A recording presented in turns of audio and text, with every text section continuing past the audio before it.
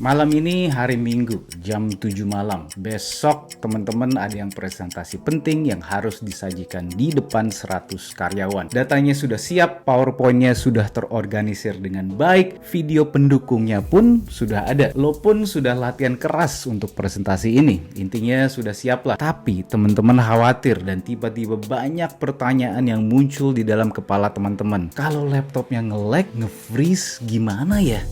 Nanti besok macet lagi. Berangkat jam berapa ya? Kalau penonton tidak ada yang satisfied atau puas dengan presentasi gue, gimana ya? Nah, jika teman-teman melihat kembali dan menganalisis peristiwa masa lalu teman-teman dan teman-teman kemudian khawatir tentang peristiwa yang akan datang, di titik di mana teman-teman tidak dapat fokus pada tugas sederhana pun, teman-teman kemungkinan besar mengalami overthinking atau terlalu banyak mikir. Gimana cara ngatasinnya? Yuk simak video ini.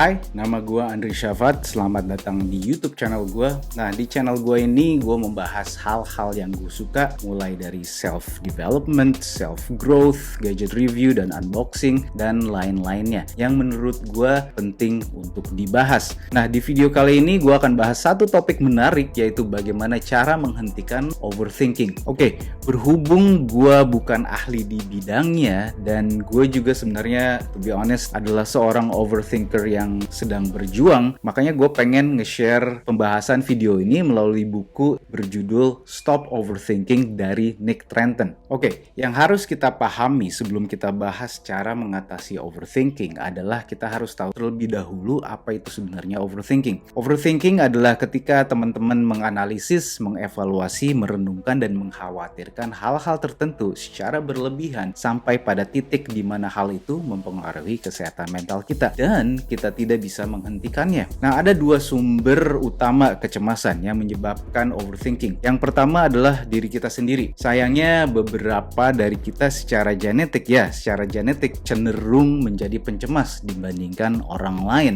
Namun, genetika bukanlah satu-satunya faktor. Kita mungkin menjadi habitual overthinker, yaitu kita punya kebiasaan terlalu sering banyak berpikir sehingga membuat kita merasa seolah-olah kita sedang mengatasi masalah mengenai hal-hal yang sedang dipikirkan tersebut. Nah, dengan adanya kebiasaan overthinking yang tidak pernah berakhir ini akan menjadi lingkaran setan yang sulit untuk dilepaskan. Nah, penyebab lain dari overthinking adalah adanya anxiety atau kecemasan dari lingkungan kita.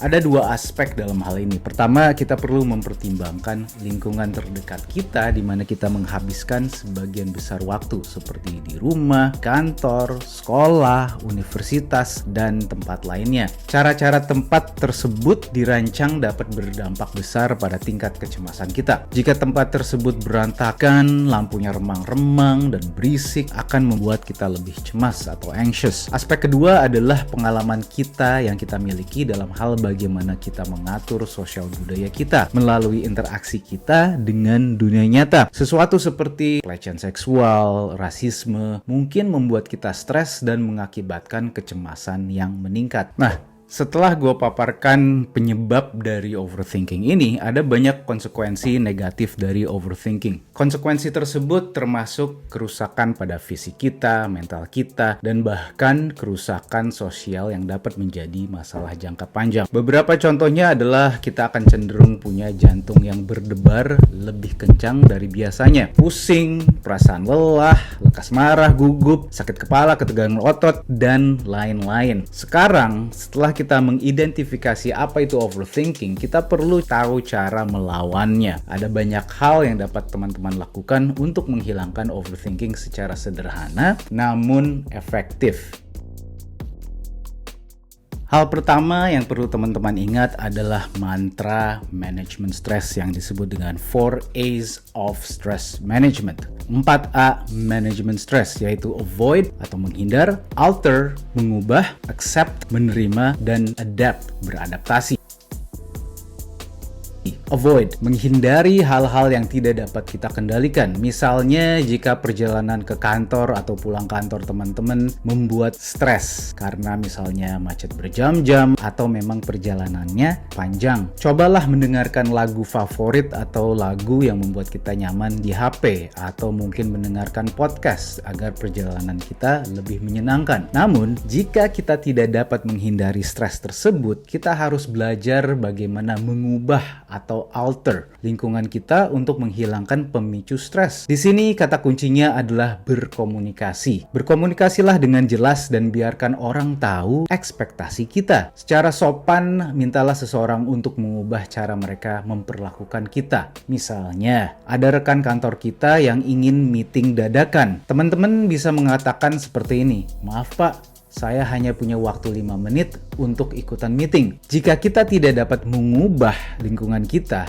tidak punya pilihan lain menerimanya, accept. Menerima situasi dapat meredakan stres. Ketika menghindari dan mengubah tidak berhasil, bicaralah dengan seseorang tentang perasaan kita, seperti menelpon teman dan nongkrong sambil minum kopi dengan teman-teman SMA, berbicara dari hati ke hati dengan pasangan kita di rumah. Memaafkan diri sendiri atau orang lain adalah elemen penting untuk menerima situasi yang membuat kita stres. Dan moving on atau melanjutkan hidup lebih mudah daripada duduk-duduk sambil memikirkan situasi yang tidak dapat kita kendalikan. Terakhir, jika kita tidak dapat berbuat banyak terhadap situasi tersebut, kita harus belajar to adapt, beradaptasi dengan situasi dan belajar bagaimana mengatasi pemicu stres kita dan mengurangi potensi kerusakannya seminimal mungkin. Mengubah standar terhadap situasi stres dapat membantu kita mengatasi stres. Kita dapat menumbuhkan kemampuan beradaptasi dengan mengubah kebiasaan atau rutinitas kecil. Misalnya, meningkatkan kesehatan melalui tidur yang lebih baik, mengkonsumsi makanan berserat dan bernutrisi tinggi, dan rutin berolahraga. Pilihlah untuk fokus pada aspek positif dalam hidup kita. Ubahlah perspektif kita dengan bertanya pada diri sendiri, ada untungnya nggak sih gua memikirkan hal ini? Stres adalah bagian dari kehidupan kita yang merupakan masalah untuk kita sendiri. Mempraktekkan keempat langkah stress management ini semoga dapat membantu memberikan keseimbangan untuk gaya hidup yang lebih sehat dan bahagia yang pada akhirnya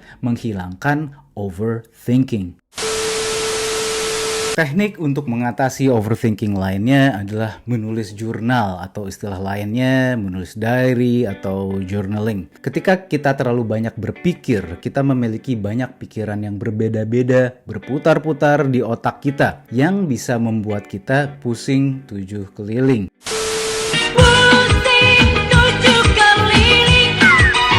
Namun, ketika kita menuliskannya secara sistematis, kita dapat menganalisisnya dan mengevaluasi apakah hal-hal ini layak untuk dipikirkan atau tidak. Untuk membangun kebiasaan ini, teman-teman dapat membawa pocket journal atau jurnal saku seperti ini, mungkin lebih kecil lagi ya, dan bisa menulis kapanpun teman-teman merasa perlu. Mungkin ada yang tanya, "Bang, kan di HP juga bisa." Iya benar, tetapi feel-nya atau sensasinya berbeda. Ditambah lagi kita mengurangi waktu on screen kita di layar HP untuk beraktivitas secara offline. Nah, secara kesehatan mental, banyak melakukan aktivitas offline dapat meningkatkan kesehatan mental kita dengan lebih baik. Contohnya adalah dengan menulis jurnal atau journaling ini. Teknik berikutnya atau teknik ketiga yang kita miliki disebut dengan teknik 5, 4, 3, 2, 1. 5, 4, 3, 2, 1, close the door. Oh enggak, bukan. 5, 4, 3, 2, 1, close the door. Nah, teknik ini sangat efektif untuk membendung serangan panik atau panic attack dan melakukannya dengan melibatkan semua panca indera kita. Jadi, setiap kali teman-teman merasa panik dan mulai overthinking, carilah 5 hal di sekitar teman-teman yang dapat teman-teman lihat, 4 hal yang dapat teman sentuh, dan 3 hal yang dapat teman-teman cium aromanya. Kemudian 2 hal yang dapat teman-teman dengar dan 1 hal yang dapat teman cicipi. Contoh konkretnya seperti ini, gue akan menggunakan ruangan gue, studio gue sebagai contoh ya. Oke, 5 hal di sekitar gue yang dapat gue lihat. 1, kamera, kemudian AC, ring light gua, terus buku, ya, meja. Oke, itu udah 5. 4 hal yang dapat gua sentuh. Oke, laptop gua yang gua pakai sekarang. Kemudian mouse, oke. Keyboard, terus gelas kopi gua. Oke, itu udah 4. Ya, 3 hal yang dapat gua cium aromanya. Oke, aroma kopi yang sedang gua minum ini. Terus aroma parfum gua. Untungnya gua wangi hari ini ya, nggak bau badan. Oke.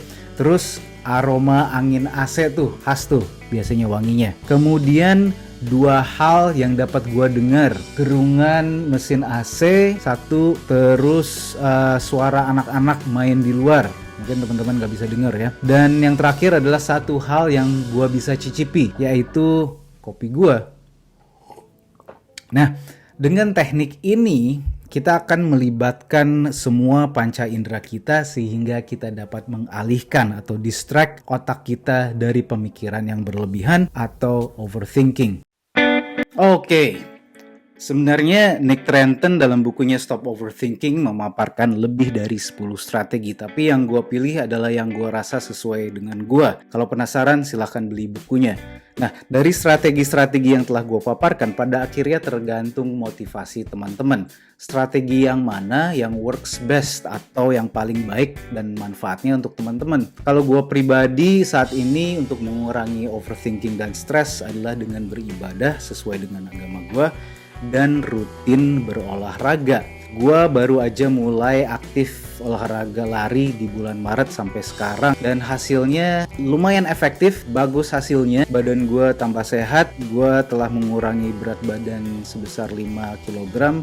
Sebelumnya memang gue overweight dan secara mental lebih baik ya, pikiran gue pun lebih jernih dan keseharian gue pun lebih produktif. Menurut gue salah satu teknik stress management yaitu acceptance atau menerima keadaan adalah hal yang wajib menurut gue, karena banyak hal di luar kendali kita. Kalau kita tidak bisa menerima keadaan, akan sulit untuk melanjutkan hidup. Daripada overthinking, lebih baik take action, banyaklah bergerak, be active, asah skill problem solving kita, decision making kita dengan lebih baik.